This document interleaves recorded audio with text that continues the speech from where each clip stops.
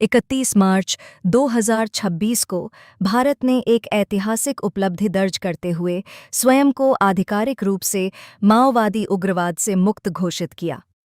वर्ष 2009 से 10 में इसे देश की सबसे बड़ी आंतरिक सुरक्षा चुनौती माना जाता था, लेकिन अब भारत ने संघर्ष से स्थिरता की ओर निर्णायक कदम बढ़ा लिया है।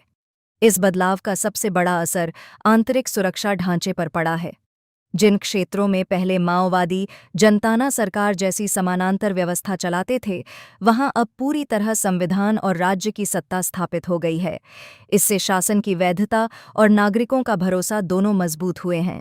इसके साथ ही दशकों से आंतरिक सुरक्षा में तैनात केंद्रीय सशस्त्र पुलिस बलों की 100 से अधिक बटालियन अब सीमाओं और अन्य संवेदनशील क्षेत्रों में पुनः तैनात की जा सकती हैं, जिससे राष्ट्रीय सुरक्षा रणनीति को नई दिशा मिलेगी। आर्थिक दृष्टि से भी यह बदलाव बेहद महत्वपूर्ण है। बस्तर और सारंडा जैसे खनिज संपन्न क्षेत्रों में अब निवेश का मार्ग खुल गया है। इससे इंफ्रास्ट्रक्चर विकास, रोजगार सृजन और क्षेत्रीय अर्थव्यवस्था को गति मिलेगी।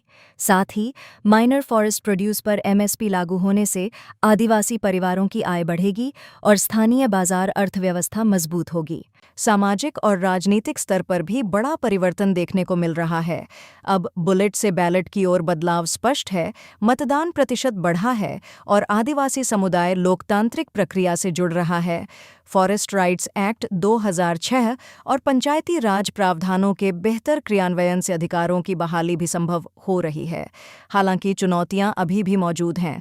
दूरदराज इलाकों में प्रशासनिक ढांचा कमजोर है, पीईएसए एक्ट का पूर्ण क्रियान्वयन नहीं हो पाया है और खनन गतिविधियों के कारण आदिवासी विस्थापन का खतरा बना हुआ है।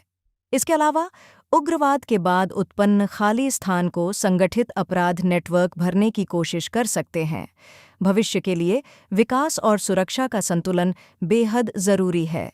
स्मार्ट पुलिसिंग, तेज न्याय प्रणाली, ग्राम सभा को सशक्त बनाना और स्थानीय भागीदारी सुनिश्चित करना इस परिवर्तन को स्थायी बना सकता है।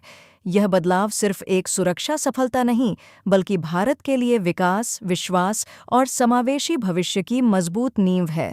अगर आपको यह जानकारी पसंद आई हो तो कृपया इसे लाइक करें, शेयर करें और चैनल को सब्सक्राइब ज़रूर करें। और जाते जाते इस प्रश्न का उत्तर कमेंट में बताइए।